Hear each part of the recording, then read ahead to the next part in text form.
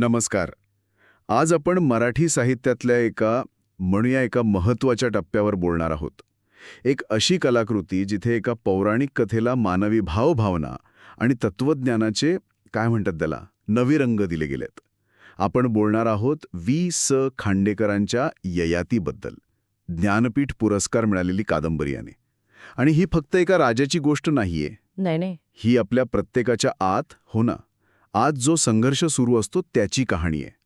आपल्यासमोर जे काही स्रोत आहेत त्यातून आज आपण या कादंबरीच्या गाभ्याला स्पर्श करायचा प्रयत्न करूया. यातली पात्र कोण आहेत, त्यांचे निर्णय काय होते आणि खांडेकरांना नेमकं काय सांगायचं आहे याचा विचार करूया. ही गोष्ट आहे वासना, त्याग, कर्तव्य आणि समाधान यांच्यातल्या गुंतागुंतीच्या नात्याची. राजवंशाची उत्पत्ती किंवा एका वेगळ्या नैतिक दृष्टिकोनातून सांगितली जाते. पण खांडेकरांनी काय केलंय, त्यांनी याच कथेचा आधार घेतलाय मानवी अस्तित्वाच्या अगदी मूलभूत प्रश्नांना हात घालण्यासाठी. त्यांनी त्या पौराणिक पात्रांना आपल्यासारखंच बनवलंय. म्हणजे त्यांना सुखदुःख आहे, मोह आहे, पश्चाताप आहे, सगळं आहे. चला तर मग बघूया काय आहे हे विश्व. सुरुवात करूया मग कथेच्या केंद्रस्थानी असलेल्या ययातीपासून. नहुष राजाचा मुलगा, मोठा पराक्रमी राजा, म्हणजे प्रतिष्ठा, सत्ता सगळं काही आहे त्याच्याकडे. हो. त्याचं लग्न होतं देवयानीशी, जी दैत्यगुरु शुक्राचार्यांची मुलगी. म्हणजे एका अर्थाने सगळं जुळून आल्यासारखं. सामर्थ्य आहे, प्रतिष्ठा आहे, पण इथूनच गोष्ट बदलते नाही का? हो, इथेच खरी मेख आहे. कारण लग्न जरी देवयानीशी झालं तरी ययातीचं मन ओढ घेतं देवयानीच्या सेवेत असलेल्या शर्मिष्ठेकडे. आणि शर्मिष्ठा ती स्वतः दैत्यराज वृषपर्वाची कन्या, पण एका करारामुळे ती देवयानीची दासी बनलेली असते. अच्छा. म्हणजे इथे फक्त राजा एका स्त्रीकडे आकर्षित होतोय असं नाहीये, तर तो एका राजकन्येकडे आकर्षित होतोय जी आता दासी आहे. या नात्यात मग सत्ता, सौंदर्य आणि कदाचित थोडी सहानुभूती असं सगळं असू शकतं. म्हणजे हा फक्त वासनेचा प्रश्न नव्हता म्हणायचाय तुम्हाला. यात अजून काही कंगोरे असू शकतात की खांडेकर इतक्या सहजासहजी पात्रांना चांगलं किंवा वाईट ठरवत नाहीत. ययाती राजा म्हणून कर्तव्यनिष्ठ आहे, पण माणूस म्हणून त्याच्या भावना आहेत. शर्मिष्ठा सुद्धा फक्त दासी नाहीये. तिच्या मनातही आकांक्षा आहे, दुःख आहे, कदाचित प्रेमही असेल. आणि देवयानीला तिचा अधिकार हवाय, पण तिच्यात कुठेतरी एक असुरक्षितता पण आहे. खांडेकर याच मानवी धाग्यांमधून कथेचं जाळं विणतात. कसे एका निर्णयामुळे प्रेम, मग ईर्ष्या, विश्वासघात आणि त्याचे अटळ परिणाम यांचं चक्र सुरू होतं ते इथे दिसतं. आणि हे चक्र मग ययातीच्या आयुष्यात प्रचंड उलथापालथ घडवतं. जेव्हा देवयानीला कळतं ययाती आणि शर्मिष्ठेच्या गुप्त संबंधांबद्दल, तेव्हा तिचा संताप अर्थातच अनावर होतो. तिला फसवणूक झाल्यासारखं वाटतं. साहजिक आहे. तिचा नवरा आणि तिची दासी यांच्यातले संबंध हा तिच्यासाठी खूप मोठा धक्का असतो. ती मग थेट आपल्या वडिलांकडे जाते, शक्तिशाली शुक्राचार्यांकडे दाद मागते. आणि शुक्राचार्यांना आपल्या मुलीवरचा हा अन्याय सहन होत नाही. ते प्रचंड रागवतात आणि ययातीला शाप देतात. कसला शाप? अकाली वृद्धत्वाचा, म्हणजे ऐन तारुण्यात म्हातारपण येण्याचा शाप. अरे बापरे, विचार करा. ऐन जवानीत, सत्तेच्या शिखरावर असताना अचानक म्हातारपण, किती भयंकर असेल हे. पण इथे खांडेकर पुन्हा एक काय म्हणतात त्याला, एक ट्विस्ट आणतात. काय? शुक्राचार्यांनी त्या शापात एक अट ठेवलेली असते. एक पळवाट? अच्छा. ययाती आपलं म्हातारपण स्वतःच्या मुलांपैकी कुणाला तरी देऊ शकत होता आणि त्या बदल्यात त्या मुलाचं तारुण्य घेऊ शकत होता. काय सांगताय? म्हणजे स्वतःच्या सुखासाठी मुलाचं तारुण्य, ही अट तर कथेला एका वेगळ्याच नैतिक पातळीवर नेतीये. बरोबर. आता ययाती पुढे प्रश्न आहे, स्वतःचं सुख की मुलाचं भविष्य? त्याने काय केलं मग? काय केलं असेल त्याने? ययातीने आपल्या सगळ्या मुलांना बोलावलं. देवयानीपासून झालेले यदू आणि तुर्वसू आणि शर्मिष्ठपासून झालेले द्रुह्यू, अनु आणि पुरु, 5ही मुलांना. त्याने स्पष्ट विचारलं, तुमच्यापैकी कोण माझं हे म्हातारपण घ्यायला तयार आहे आणि मला तुमचं तारुण्य द्यायला? आणि मुलांची काय प्रतिक्रिया होती? मला वाटतं त्यांना धक्काच बसला असेल हे ऐकून. अगदी. बहुतेक मुलांनी सरळ नकार दिला. प्रत्येकाला आपलं तारुण्य हवं होतं, आपलं भविष्य महत्वाचं वाटत होतं. वडिलांबद्दल आदर नक्कीच होता, पण स्वतःचा आयुष्याचा बळी कोण देणार? यात त्यांचा स्वार्थ दिसतो. पण कुठेतरी ती एक नैसर्गिक मानवी प्रतिक्रिया पण वाटते नाही का? हो ना, तारुण्य कोण गमावेल. पण इथे एक मुलगा वेगळा ठरतो. पुरू, शर्मिष्ठेचा मुलगा? सर्वात धाकटा. हो, पुरू. तो अत्यंत पितृभक्त असतो, आज्ञाधारक असतो. तो कसलाही मागचा पुढचा विचार न करता वडिलांची आज्ञा म्हणून त्यांचं म्हातारपण स्वीकारायला तयार होतो. आपलं तारुण्य त्यांना द्यायला तयार होतो. अरे देवा, हा तर खूप मोठा त्यागाचा क्षण आहे. प्रचंड. पुरूच्या या निर्णयामागे फक्त पितृभक्ती होती की अजून काही खोल विचार होता, यावरही खांडेकर आपल्याला विचार करायला भाग पाडतात. या एकाच घटनेत कितीतरी गोष्टी दिसतात. ययातीचा तो तारुण्याचा मोह, इतर मुलांचा नकार, ज्यात कुठेतरी स्वार्थ किंवा व्यवहार दिसतो. बरोबर. आणि पुरूचा तो निस्वार्थ त्याग. एका पिढीतून दुसऱ्या पिढीत जाताना मूल्य कशी बदलतात किंवा कशी टोकाची असू शकतात हे एकदम स्पष्ट होतं इथे. बरोबर. खांडेकर इथे हा पिढ्यांमधला संघर्ष आणि मूल्यांचा फरक खूप छान मांडतात. मग ययातीला पुन्हा तारुण्य मिळतं. जणू काही झालंच नव्हतं.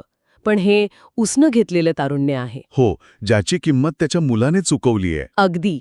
आता प्रश्न हा आहे की या दुसऱ्या संधीचा ययाती काय करतो? आणि इथेच कथेचा खरा गाभा आहे असं मला वाटतं. पुन्हा तारुण्य मिळाल्यावर ययातीला वाटतं की अरे वा, आता सगळी राहून गेलेली सुख भोगायची. हो. तो मग ऐशोआराम, सत्ता, स्त्रिया, मद्यपान, शिकार, म्हणजे जे जे भौतिक सुख आहे त्यात पूर्णपणे बुडून जातो. अक्षरशः भोगवादाच्या गर्तेत ओढला जातो तो. जणू काही सुटलेला वेळ भरून काढायचा आहे त्याला. त्याला वाटतं की याच उपभोगातून समाधान मिळेल. पण गंमत काय होते माहितीये? काय? तो जितका जास्त उपभोग घेतो तितकी त्याची वासना कमी होत नाही, उलट वाढतच जाते. अच्छा. एक सुख मिळालं की दुसरं हवं, दुसरं मिळालं की तिसऱ्याची ओढ.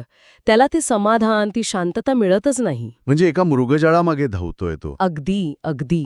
इथेच खांडेकरांचं ते प्रसिद्ध वाक्य आठवतं, जे मला वाटतं या कादंबरीचं सारच आहे. कोणतं? वासना उपभोगाने कधीच नष्ट होत नाही. तुपाने अग्नी जसा वाढतो तशी ती अधिकाधिक वाढते. काय सुंदर वाक्य आहे आणि किती खरं आहे. साधं पण गहन सत्य. अगदी. हे फक्त ययातीबद्दल नाहीये, हे मानवी स्वभावाबद्दलचं एक सार्वत्रिक सत्य खांडेकर मांडतायत.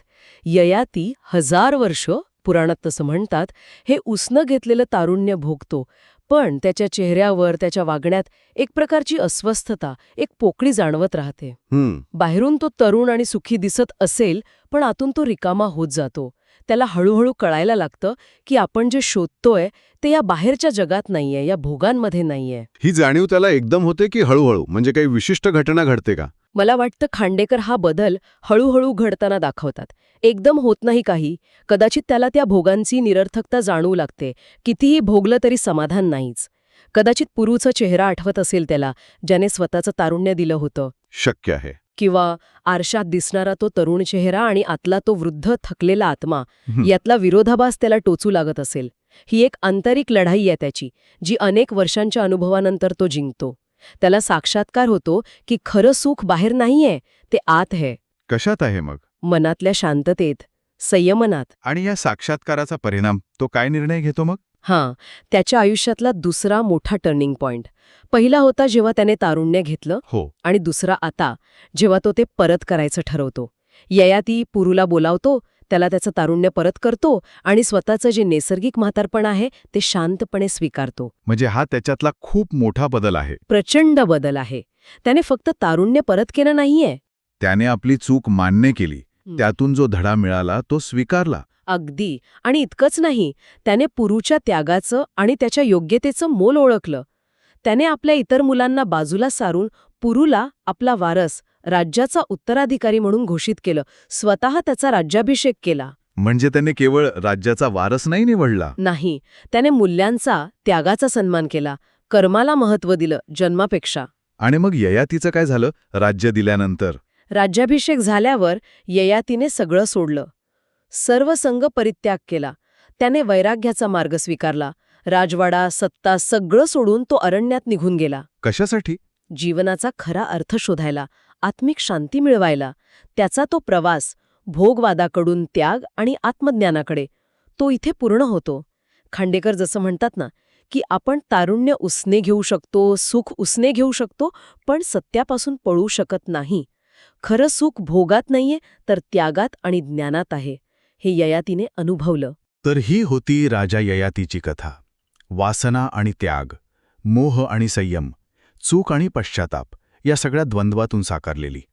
खांडेकरांनी या पौराणिक कथेला एका कालातीत मानवी अनुभवाचं रूप दिलंय हे नक्कीच. नक्कीच ही कथा फक्त जुनी पुराणी नाहीये. आजही आपल्या समाजात, खरं तर आपल्या प्रत्येकाच्या मनात हा संघर्ष कुठेतरी सुरू असतोच. बरोबर. इच्छा, आकांक्षा, मोह हे सगळं नैसर्गिक आहे. पण त्यांची पूर्तता कशी करायची, कुठे थांबायचं, जबाबदाऱ्या कशा घ्यायच्या, हे प्रश्न आजही तितकेच महत्वाचे आहेत. खांडेकरांनी ययाती, देवयानी, शर्मिष्ठा, पुरू या पात्रांमधून हेच शाश्वत प्रश्न आपल्यासमोर ठेवले आहेत. यातून मुख्य शिकवण काय घ्यायची मग? की वासना वाईटच आहेत, त्यांना दाबूनच टाकायचं? मला वाटतं खांडेकर असं नाही म्हणत आहेत की वासना वाईट आहेत, त्या नैसर्गिक आहेत. पण त्या अनियंत्रित झाल्या की मग मात्र त्या विनाशाकडे नेतात. त्यांची पूर्तता करण्यातच आयुष्याचं सगळं सार आहे असं मानणं चुकीचं आहे. स्वतःला ओळखण्यात म्हणजे आत्मज्ञानात आहे. ययातीचा प्रवास हेच तर दाखवतो. म्हणजे जसं तुम्ही मगाशी म्हणालात, सर्वात मोठं युद्ध बाहेरचं नाही, ते आतलं आहे. वासना आणि आत्मसंयम यांच्यातलं. अगदी. हेच या कथेचं खरं सार आहे. ययातीने ते युद्ध लढलं. सुरुवातीला तो हरला त्यात, पण शेवटी जिंकला. बरोबर. त्याने स्वतःच्या अनुभवातून शहाणपण मिळवलं. उशिरा का होईना, पण त्याला जीवनाचा खरा अर्थ सापडला. जाता जाता एक विचार मनात येतोय की वासना हे फक्त एक नकारात्मक बंधन आहे का? एक शाप जसा ययातीला मिळाला, की ती मानवी अस्तित्वाचा किंवा उत्क्रांतीचा एक नैसर्गिक अविभाज्य भाग आहे, ज्याला फक्त योग्य दिशा आणि नियंत्रणाची गरज आहे. बरोबर. म्हणजे इच्छाच नसतील तर मग माणूस काही करेलच कशाला? प्रगती तरी कशी होईल? हां, खूप महत्वाचा प्रश्न आहे. खांडेकरांची ययाती आपल्याला या मूलभूत प्रश्नावर विचार करायला नक्कीच लावते. यावर विचार करायला हरकत नाही. नक्कीच.